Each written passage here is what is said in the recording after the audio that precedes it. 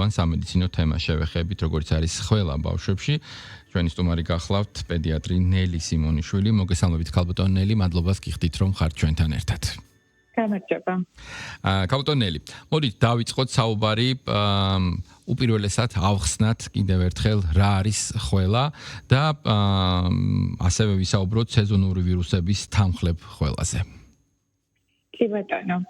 ხველა რა თქმა უნდა რჩება, ყოველთვის იყო და ესე არის ეხლაც, ეს არის პედიატრიულ ასაკში ექიმთან მიმართვიანობის ერთ-ერთი ხშირი მიზეზი.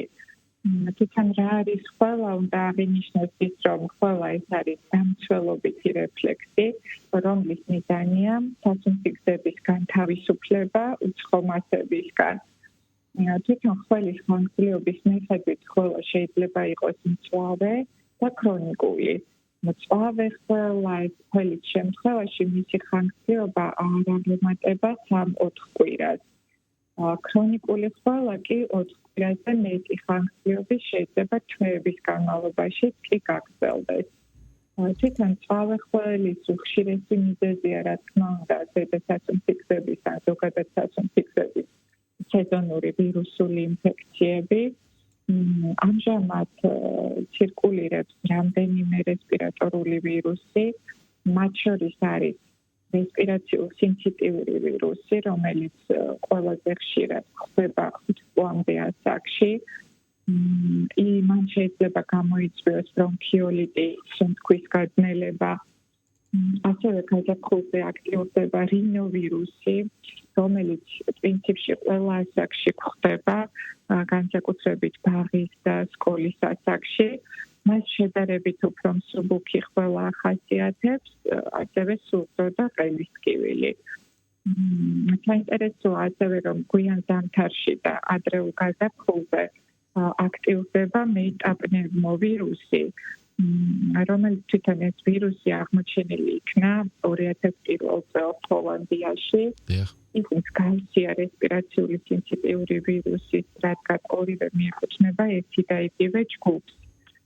მისი გავრცელება ხდება სასუნთქებიდან გამოყოფილი წვეთებით, რომელიც გამოიყოფა ადამიანისგან ხველის ანთემინების დროს.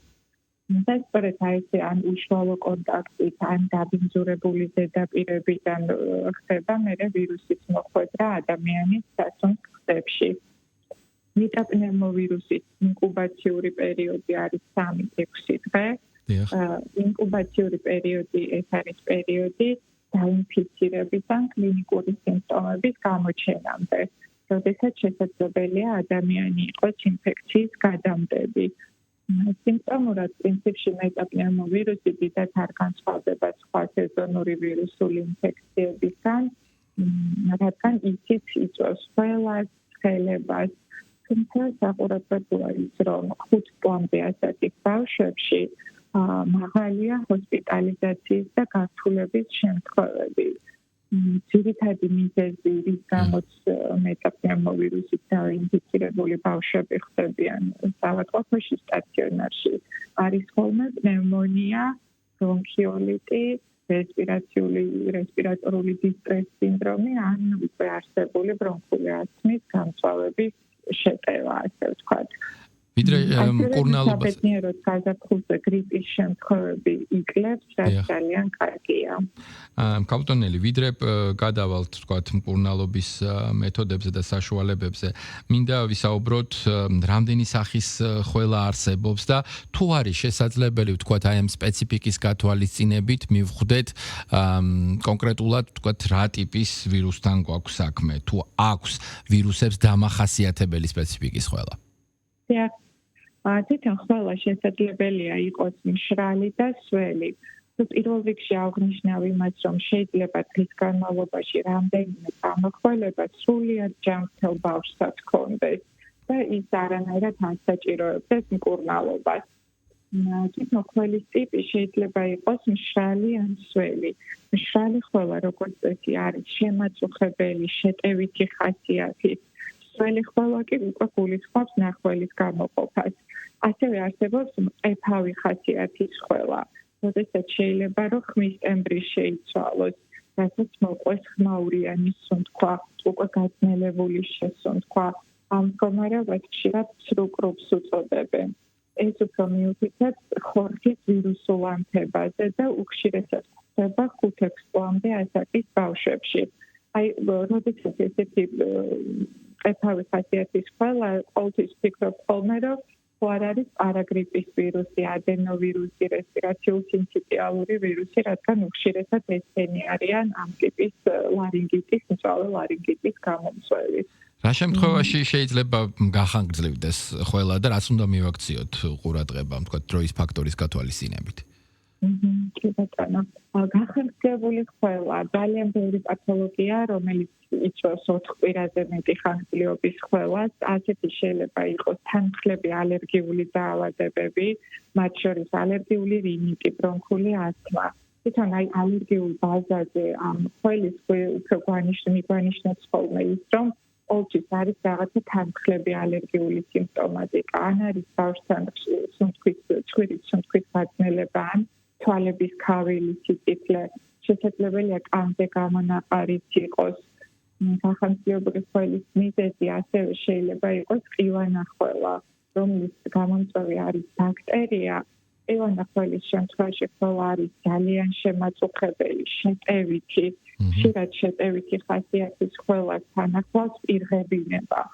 ყივანა ხვალის შემთხვევაში ხვალა შეიძლება 2-3 თვეც კი გაგრძელდეს. ეგრეთ წოდებული შეტევითი რეფლუქსია, გახანგრძლივებული ხვალის ერთ-ერთი ხშირი მიზეზი. ეს არის მდგომარეობა, როდესაც კუჭის შიგთავსის ამობრუნება, დაბრუნება ხდება საყლაპავში. ესეთ დროს ხვალა უხშირესად ღამის საათებშია მსხვილიარე მდგომარეობაში. ასევე აღნიშნოთ უნდა ფსიქოგენური ხვალა, როდესაც გასინჯვით, კვლევებით პათოლოგია არ ვლინდება და პირიქით ფსიქოგენური ხვალა ღამის საათებში იხსნება, ანუ ღამის პერიოდში ბავშვს აბსოლუტურად მშვიდად ძინავს. ასევე გახანგრძლივებული ქრონიკული ხვალის ხშირი მიზეზია თამბაქოს კვამლის ზემოქმედებით განპირობებული ხვალა და რაღაცა სხვადასხვა თანდაყოლილი პათოლოგიებიც არსებობს, რომელმაც შეიძლება გამოიწვიოს გახანგრძლივებული ხვალა. მწვავე სინუსიტიც ასევე გამომრჩა, რომელიც მწვავე და გახანგრძლივებულ ხვალაში შეიძლება იყოს მიზეზი ხვლი. როდესაც პარანაზალურ წიაღებში ხდება ანთებითი პროცესი და უკანა ჩანადენსაც ეძახიან, როდესაც მუდმივად უკანა წვეთის სინდრომი, როცა ხდება მუდმივად გაღიზიანება საწუთლიგლების, რაც იწვევს ხვალას. კაპიტონელი, თქვენ ახსენეთ ეგრეთ წოდებული შეტევითი ხვალა, ეს მხოლოდ ყივანა ხვალის დროს არის დამახასიათებელი? არა, რა თქმა უნდა, შეტევითი ხასიათის ხვალა შეიძლება პრინციპში ნებისმიერ სეზონური ვირუსული ინფექციის დროს იყოს. ყივანა ხვალის დროს კიდე ცოტა სხვანაირი ტიპის, ანუ აი ღებინებით რომ თავდება იმ დონეზე შეტევითი ხასიათის ხვალა არის ხოლმე. თორე ნებისმიერი აი ეხლა მოცირკულირე რესპირაციულ სინციტიურ ვირუსსაც კი შეიძლება ახასიათებდეს შეტევითი ხასიათის ხვალა, რომელიც წვრილი ბრონქების ბრონქიოლების ანთებას იწვევს ძალიან ხშირად და შეიძლება როგორც ფილტვების ანთება, ისეთი კლინიკით მიდიოდეს სუნთქვის გაძნელებით, განსაკუთრებით საყურადღებოა ყლამდე ასაკის ბავშვებში და ამ ეტაპზე არის ძალიან ბევრი შემთხვევა სტაციონარში ზუსტად მცირე ასაკის ბავშვების ბრონქიოლიტის შემთხვევები.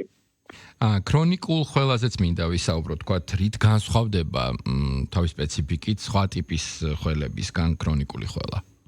ქრონიკული ხვალა მოიცავს უკვე 4 კვირაზე მეტ პერიოდს და უბრალოდ თვეების განმავლობაში შეიძლება გაგრძელდეს ეს ხვალა. ეს არის განმასხვავებელი მწვავე ხვალისგან.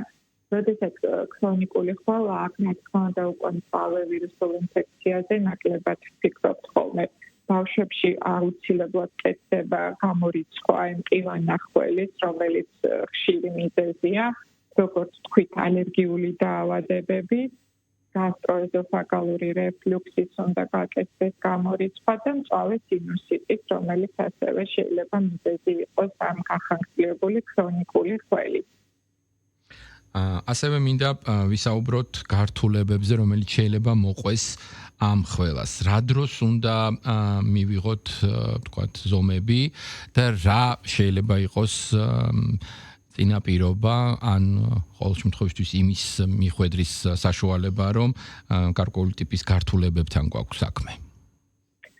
კი ბატონო, არის გარკვეული საყურადღებო ნიშნები, როდესაც ბავშვი უკვე გადაუდებლად საჭიროებს ექიმის კონსულტაციას. ესეთი არის ერთ-ერთი პლამდე ასაკის ბავშვი, როდესაც პლამდე ასაკის ბავშვს აღენიშნება მწვავე ხველა, ეს აუცილებლად მოითხოვს ექიმის კონსულტაციას. ასევე ნებისმიერ ასაკში თუ გამოვლინდა სუნთქვის გახშირება, თუ გამოვლინდა ხმაურიანი სუნთქვა, თუ გამოვლინდა სუნთქვის გაძნელება, რომელიც ძალიან ადვილი შესამჩნევია, იმიტომ რომ კუნთები იწყებს უფრო გაძლიერებულად მუშაობას, სუნთქვაში მონაწილე დამხმარე კუნთები. ასევე მაღალი ტემპერატურა თუ აღენიშნება ბავშვს, რომელიც რთულად ექვემდებარება სიცხის წამწევს. არის გამოხატული საერთო სისუსტე, ბავშვი ძილიანია, რაღაცა ცოტა უცნაურად ზედმეტი ძინავს, ან პირიქით აგრძნებულია მუდმივად პირის, არ იღებს საკვებს ან სითხეს, ან შეზღუდულად იღებს საკვებს და სითხეს, არ არის ადეკვატური შარდვა, ასევე თუ არის გულყრა. ეს ყველა ის შემთხვევებია, რომელიც უკვე გვაფიქრებინებს, რომ გვაქვს საქმე გართულებასთან და სავალდებულო აუცილებელია დაუყოვნებლივ ექიმის კონსულტაცია და მეთვალყურეობა. თუ არის თქვათ საშუალება სახლის პირობებში გარკვეული პრევენცია გაწიოთ ოჯახის წევრებმა. კი, რა თქმა უნდა არის. დასაწყისისთვის მშობელს თავისუფლად შეუძლია რაღაცა გარკვეული მკურნალობის ეტაპი თვითონ დაიწყოს, როგორიც არის მაგალითად თბილი სითხეების მიცემა სახლის პირობებში. თუ ბავშვი არის 1 წელზე ასაკის მეტი და არ აღენიშნება ალერგია თაფლზე, ძალიან კარგი დამხველის დამამშვიდებელი ეფექტი აქვს. თაფლს გასათვალისწინებელია ალერგია.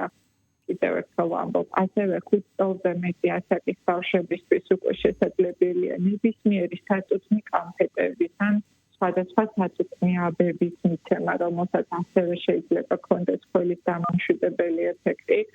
სასურველია ოთახის ხშირი განიავება, ჰაერის დატენიანება, რადგან გამომშალმა ჰაერმა შესაძლებელია ასევე გამოიწვიოს მშრალი და შემაწუხებელი ხველა. სასურველია მარილიანი ხსნარებით ცხვირის გამორეცხვა, ფიზიოლოგიური ხსნარის ინჰალაციები, რათა დავატენიანოთ სასუნთქი გზები. ასევე ძალიან მნიშვნელოვანია თამბაქოს კვამლის მოშორება იმ სივრციდან, სადაც იმყოფება ბავშვი. პრინციპში ეს ყველა ის ღონისძიებაა, რომელიც მშობელს შეუძლია თვითნებურად დაიწყოს ექიმთან კონსულტაციამდე. აქვე მინდა აღნიშნო, რომ ანტიბიოტიკოთერაპია ან სხვა რაიმე სამკურნალო მედიკამენტის დანიშნა სასურველია, რომ არ მოხდეს ექიმთან კონსულტაციის გარეშე, რადგან ვირუსული ინფექციის გამოწვეული ხველა არ საჭიროებს ანტიბიოტიკის დანიშნას. ასევე საყურადღებოა ის, რომ ამოსახველებელი საშუალებები, ხველის დამძრგუნველი საშუალებები მცირე ასაკის ბავშვებში სიფრთხილით უნდა დაინიშნოს. შესაბამისად, სასურველია, რომ ის გადაწყვეტილება იყოს პედიატრის კომპეტენცია. კაპიტონელი, რადგან ვახსენეთ ანტიბიოტიკი და ზოგადად მკურნალობის თქვათ საშუალებები, მოდით ავხსნათ რა პროცესია ეს და თქვათ სწორედ პედიატრის ჩართულობით როგორ შეიძლება იმართოს. კი ბატონო, კი ანტიბიოტიკთან დაკავშირებით ყოველთვის ამას ვიმეორებ და ნამდვილად არ მყავს მე ისეთი ბევრი მშობელი, რომელიც თვითნებურად იწყებს ანტიბიოტიკებს, რადგან ხველის უხშირესი მიზეზი არის სეზონური ვირუსული ინფექციები, რომლებიც იწვევენ სასუნთქი გზების ვირუსულ ანთებას. შესაბამისად, ამ პროცესზე ანტიბიოტიკს არანაირი ზეგავლენა ვერ ექნება. შეიძლება ზოგ შემთხვევაში სიტუაცია გაართულოს კიდევაც. ანტიბიოტიკი ინიშნება მხოლოდ უკვე ვირუსული ინფექციის შემდგომ ეტაპზე, თუ მოხდა გართულება სხვადასხვა სახის, როგორიც არის ფილტვების ანთება, როგორიც არის შუა ყურის ანთება, შესაძლებელია მწვავე სინუსიტი, ჰაიმორიტი განვითარდეს, ბრონქიტი განვითარდეს. ეს უკვე გართულების ეტაპზეა მხოლოდ საკითხი ანტიბიოტიკის ჩართვის შესახებ. ასაგებია. დიდი მადლობა კალბოტონ ნელი, წარმატებებს გისურვებთ. ნელი სიმონიშვილი, პედიატრი საუბრობდა პირდაპირ ეთერში. კიდევ ერთხელ შევახსენოთ ჩვენს მსმენელს, რომ ჩვენ დღეს ჯანმრთელ დილაში ვისაუბრეთ პრობლემაზე, როგორც არის ხველა ბავშვებში და შემოგთავაზეთ საშუალება იმისა, როგორ შეიძლება მისი პრევენცია მოვახდინოთ სახლის პირობებში და რა დროს არის საჭირო მივმართოთ სპეციალისტს, პედიატრს. მადლობა რომ ხართ ჩვენთან ერთად.